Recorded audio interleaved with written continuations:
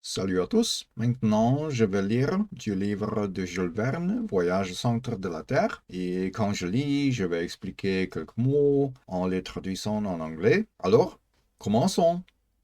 Il était professeur au Joanneum et faisait un cours de minéralogie pendant lequel il se mettait régulièrement en colère une fois ou deux. Non point qu'il se préoccupât d'avoir des élèves assidus à ses leçons, ni du degré d'attention qu'il lui accordait, ni du succès qu'il pouvait obtenir par la suite. Ces détails ne inquiétaient guère. Il professait subjectivement, suivant une expression de la philosophie allemande, pour lui et non pour les autres. C'était un savant égoïste, un puits de science dont la poulie grinçait quand on en voulait tirer quelque chose. En un mot, un avare.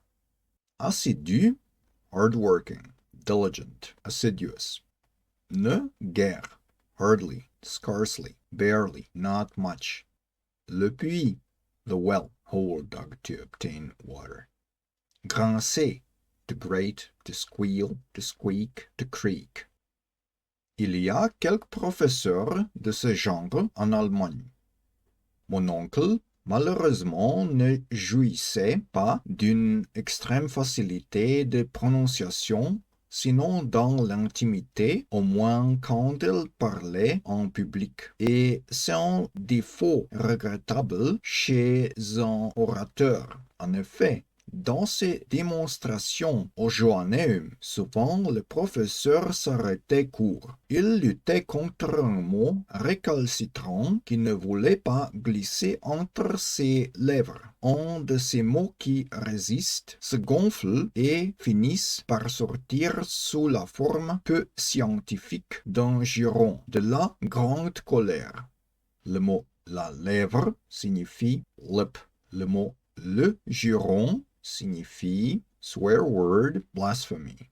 Il y a en minéralogie bien des dénominations semi-grecques, semi-latines, difficiles à prononcer, de ces rudes appellations qui écorcheraient les lèvres d'un poète. Je ne veux pas dire du mal de cette science, loin de moi, mais lorsqu'on se trouve en présence des cristallisations rhomboédriques, des résines rétinasphaltes, des ghélénites, des tangasites, des molybdates de plomb, des tungstates de manganèse et des titaniates de zircone, il est permis à la langue la plus adroite de fourcher.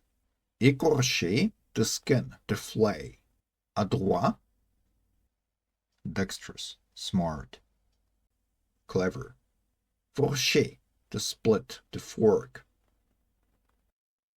Or, dans la ville, on connaissait cette pardonnable infirmité de mon oncle, et on en abusait, et on l'attendait au passage dangereux, et il se mettait en fureur, et l'on riait, ce qui n'est pas de bon goût, même pour des Allemands. S'il y avait donc toujours grande affluence d'auditeurs au cours de Lidenbrock, combien les suivantes assidûment qui venaient surtout pour se dérider aux belles colères du professeur.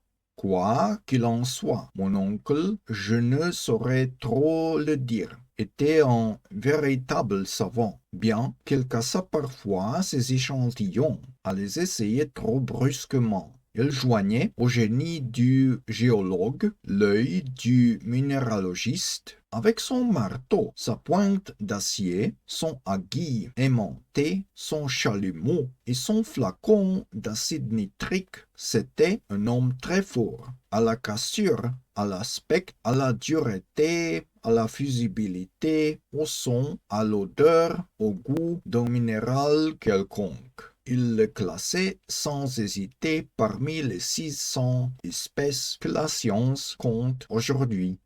Le mot échantillon signifie sample. Aiguille, needle.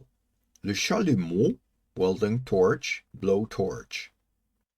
Aussi, le nom de Lidenbrock retentissait avec honneur dans les gymnases et les associations nationales. Monsieur Humphrey Davy de Humboldt, le capitaine Franklin et Sabine ne manquèrent pas de lui rendre visite à leur passage à Hambourg. Monsieur Becquerel et Belmont, Brewster, Dumas, Milne, Edwards aimaient à le consulter sur des questions les plus palpitantes de la chimie. Cette science lui devait d'assez belles découvertes. Et en 1853, il avait paru à Leipzig un traité de cristallographie transcendante par le professeur Otto Lidenbrock, grand en folio, avec planche, qui cependant ne fit pas ses frais.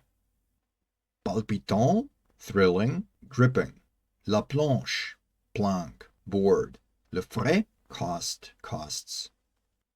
Alors, je lis du livre Voyage au centre de la Terre. Merci beaucoup d'avoir regardé et à la prochaine fois. Au revoir.